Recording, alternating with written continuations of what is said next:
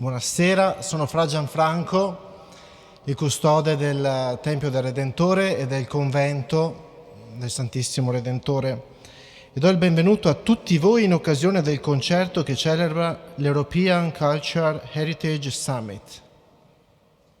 Questa chiesa palladiana, frutto di un voto del Senato della Repubblica del 1576, è custodita lungo i secoli dai frati cappuccini, onorati della preziosa custodia a causa dei fratelli che si sacrificarono al tempo della peste per curare i malati che venivano isolati dal resto della città.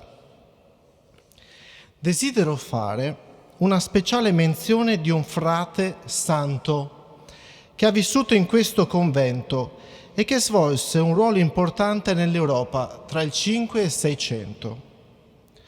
San Lorenzo da Brindisi, dottore della Chiesa.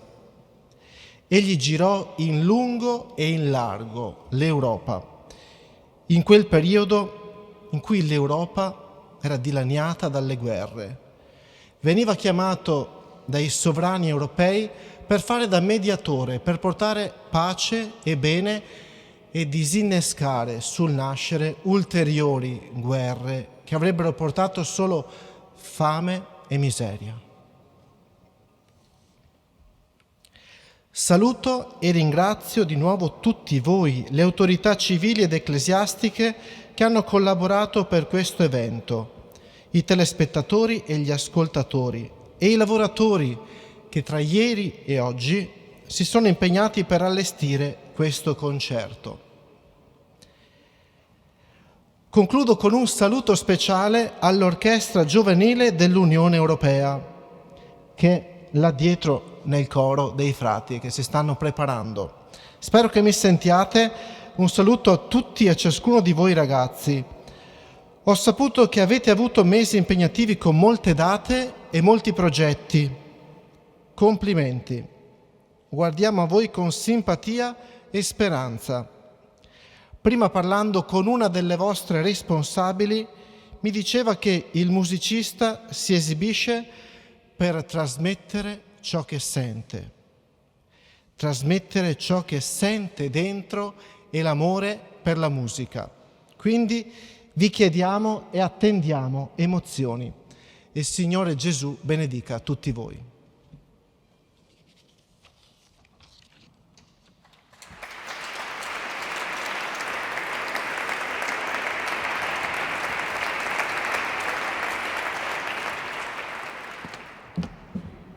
Excellencies, distinguished guests, ladies and gentlemen, as Secretary General of the European Union Youth Orchestra, welcome to this special concert.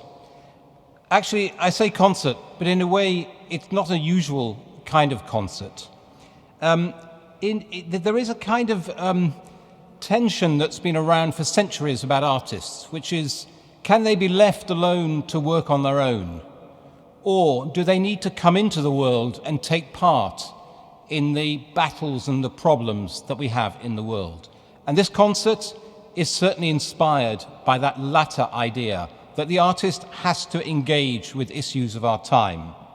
So this is a concert with meaning, a meaning stemming from the climate emergency that we're all aware of.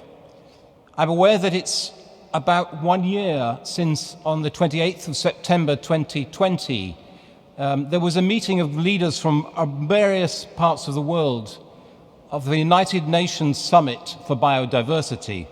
And it's very interesting to read what they said. They made a pledge.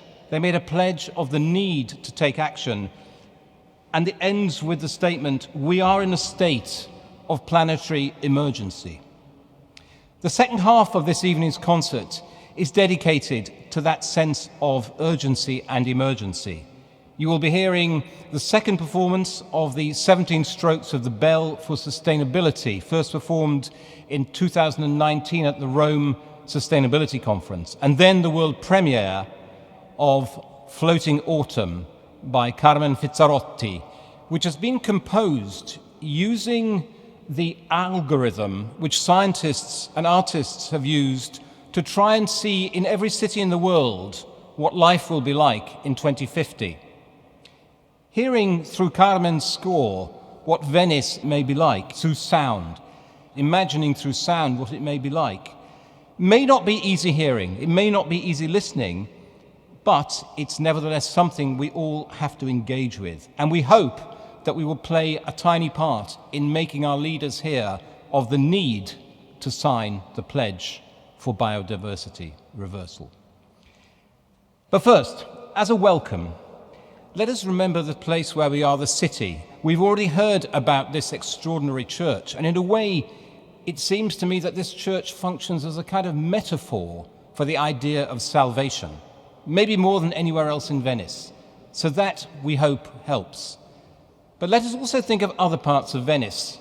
Across the Bacchino stands the Church of La Pietà, and that church is a church which Antonio Vivaldi worked in and which had one of the greatest orchestras in Europe, said to be, of the women and the girls of the Pietà.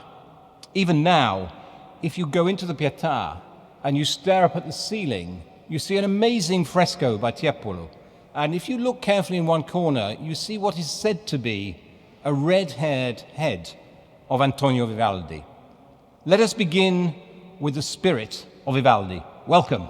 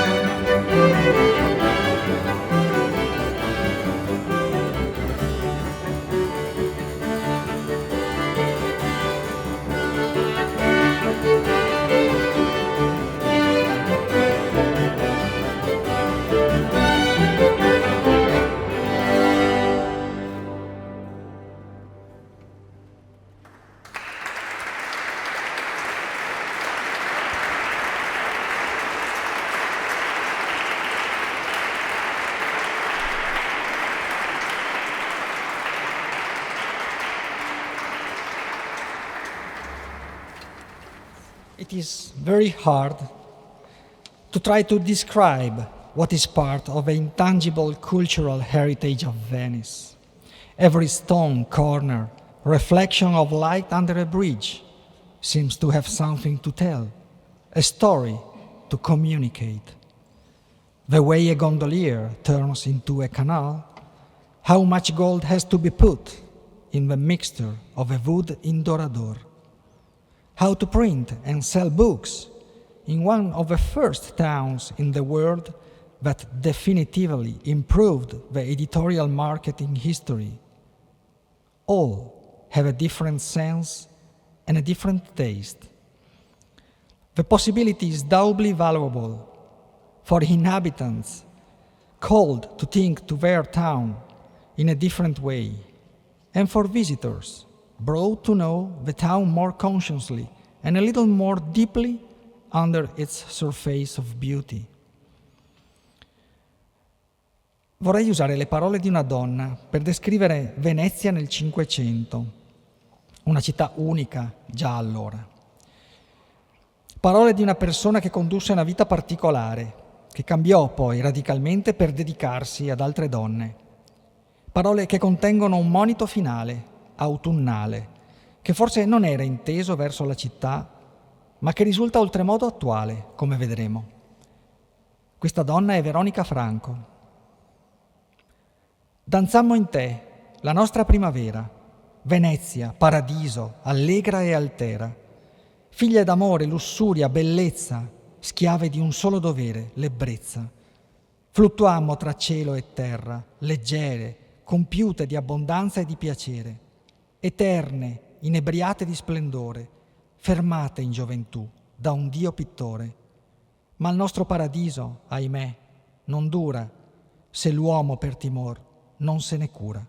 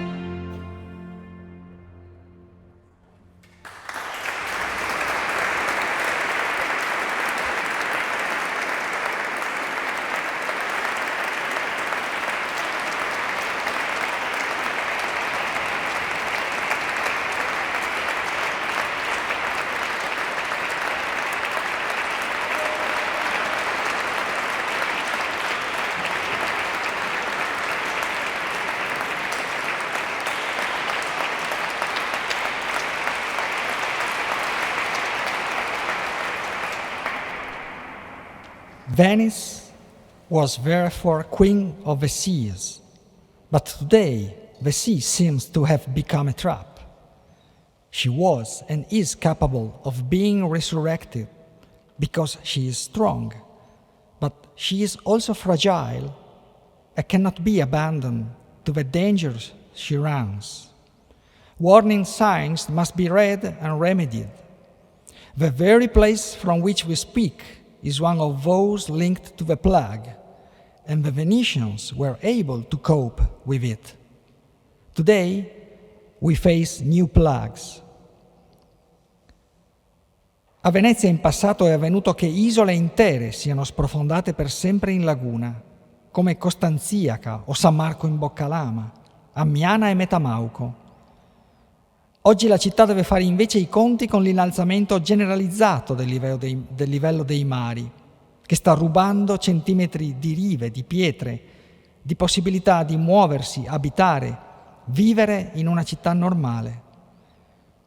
Negli ultimi anni la frequenza e l'altezza delle maree è aumentata in modo esponenziale, come se Venezia fosse il fragilissimo termometro del mondo. Una bolla di mercurio destinata a comprimere al suo interno, a ogni montare di marea, tutte le speranze, le visioni future, le aspettative di normalità di una città che nel suo essere millenaria è fra le più moderne tra quelle che la mente umana abbia potuto concepire.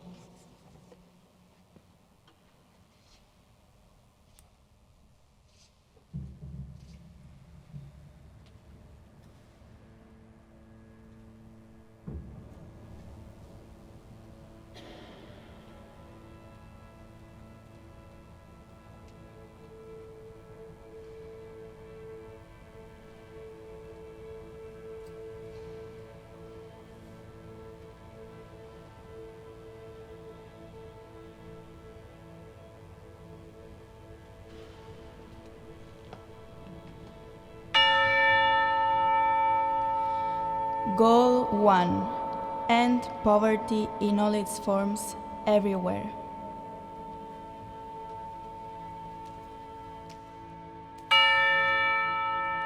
Goal 2.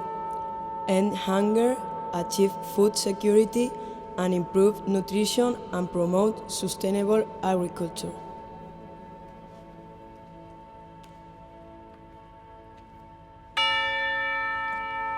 Goal 3.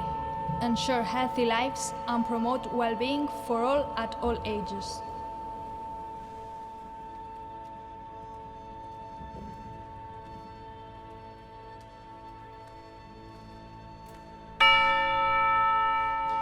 Goal 4. Ensure inclusive and equitable quality education and promote lifelong learning opportunities for all.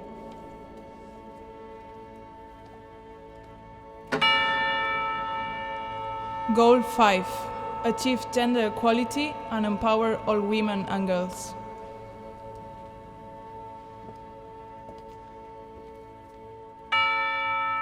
Goal 6. Ensure availability and sustainable management of water and sanitation for all.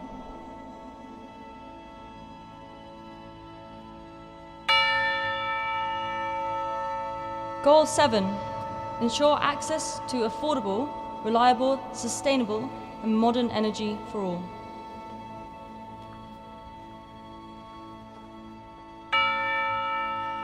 Goal 8. Promote sustained, inclusive, sustainable economic growth, full productive employment, decent work for all.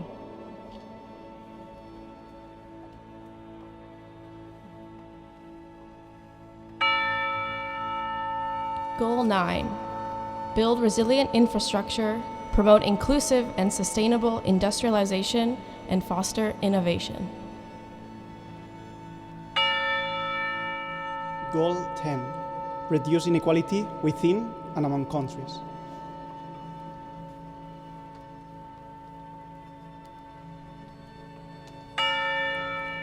Goal 11. Make cities and human settlements inclusive, safe, resilient, and sustainable. Goal 12. ensure sustainable consumption and production patterns.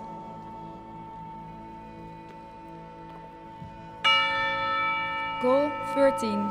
Take urgent action to combat climate change and its impacts.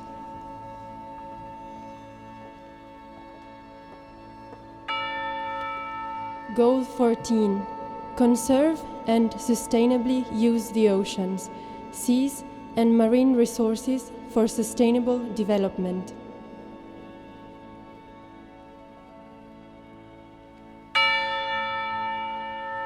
Goal 15. Protect, restore, and promote sustainable use of terrestrial ecosystems, sustainably manage forests, combat desertification, halt and reverse land degradation, and halt biodiversity loss.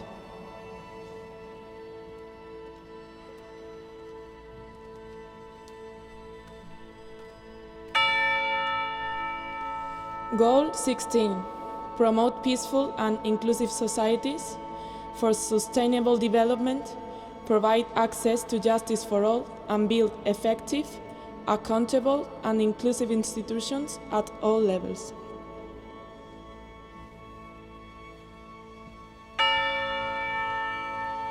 Goal 17. Strengthen the means of implementation and revitalize the global partnership for sustainable development.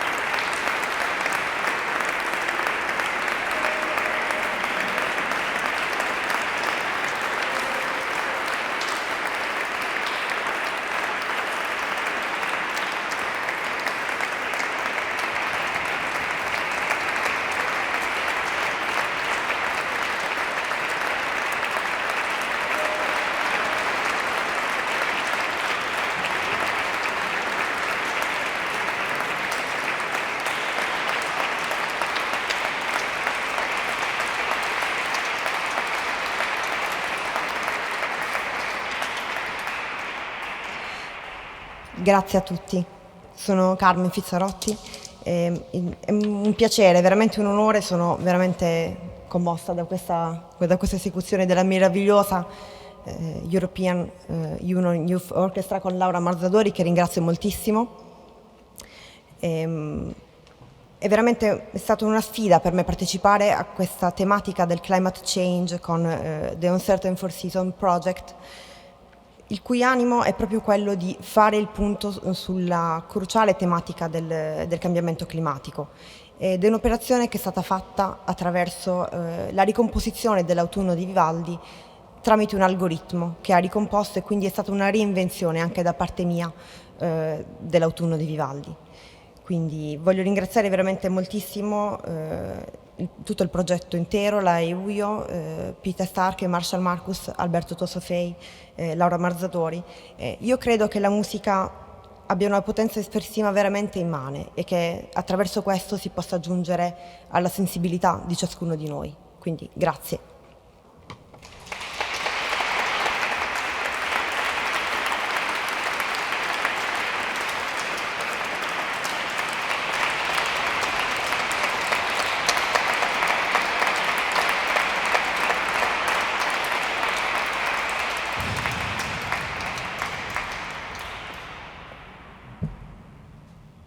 Thank you all for your presence at this world premiere and the opportunity for us to begin to make some statements about the situation in the world today. Of course, an event like this is simply not possible without the vision of people to enable this orchestra to get onto a stage. And when I talk about the vision, I really mean the vision of not only the European Cultural Heritage Summit, but actually the person who's been driving a lot of that, and that is Secretary General of Europa Nostra, Snezhka Mihailovic.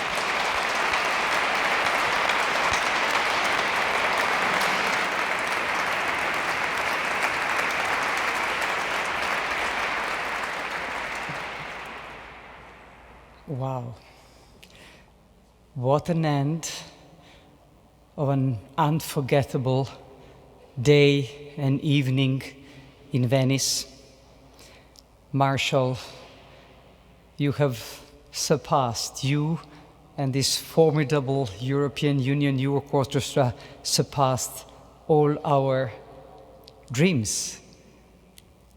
Such an summit in Venice and such a day, such an evening is, of course, as you said, always the product of partnership, product also of courageous and audacious dreams that you dream with your partners.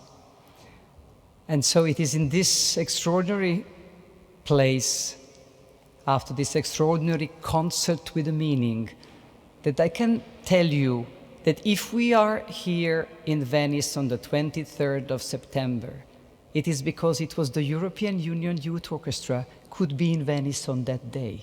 And that was for us the starting point to say we will build the program around the day when these extraordinary young musicians, the future of Europe, the spirit of Europe, could be with us in Venice.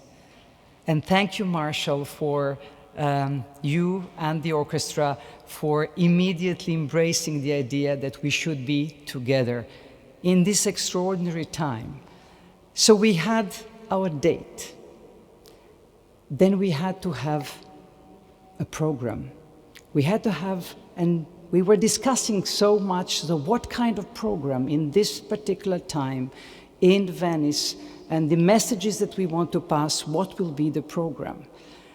And we immediately agreed it has to be a concert with a meaning, not just any music that we will enjoy, but a music that will, through the young musicians, we will somehow transpose into the music all the messages that we brought together through all of you, through all of your work, and through all the program of our summit, sort of put it into music. And that is, you have succeeded in a marvelous way, and that is Marshall tribute to you, to your vision that has very much somehow coincided with our vision.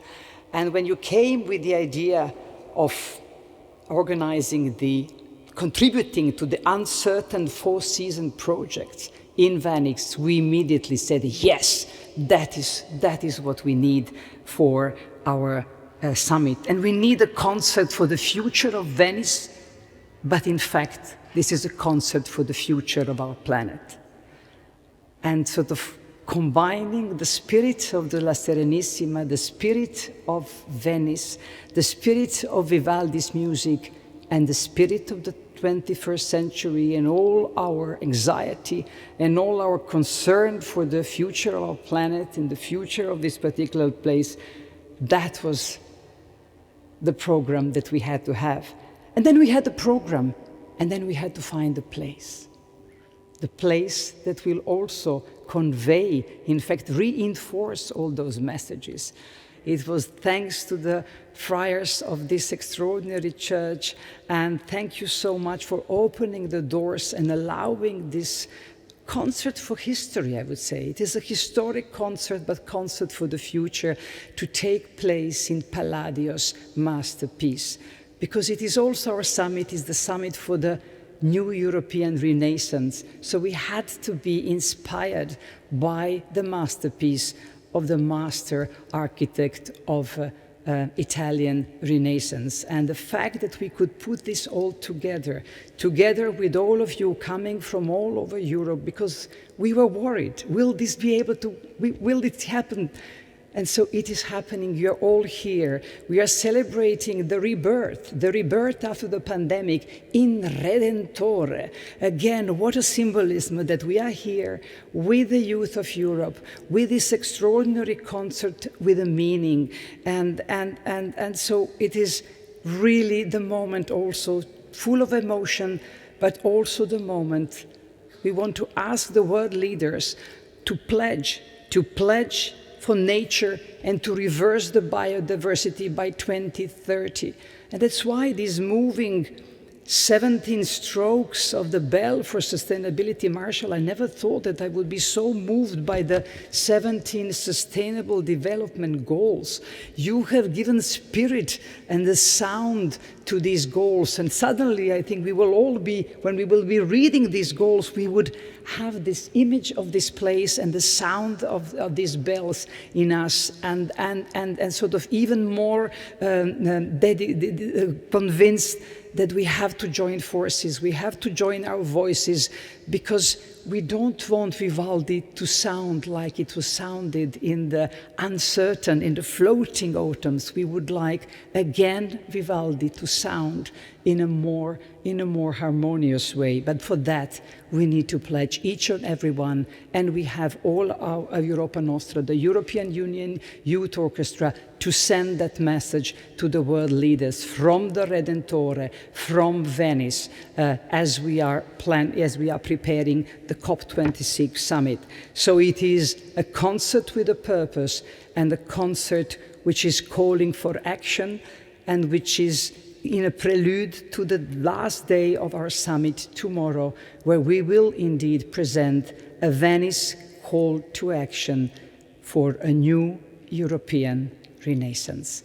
So thank you once again to you, fantastic Carmen Fizzarotti, the young Italian composer who allowed us to witness the world premiere, and also the solo special, also thanks to the soloist Laura Marzadori, who with other musicians performed this concert with a purpose for us. And I just say at the end what you will be hearing as a departure music when we will be going out of this temple of the spirit of the Serenissima. Thank you, Alberto, for having been also the narrator of the spirit of La Serenissima. So you will hear the music of Giovanni Gabrielli, Sonata Pianoforte. It has been composed in 1597, 425 years ago. So may we all be able, not only we, but future generations, be able to enjoy this beautiful music for hundreds and hundreds years after us, but only if we all join forces to ensure a more sustainable and more beautiful future for our planet.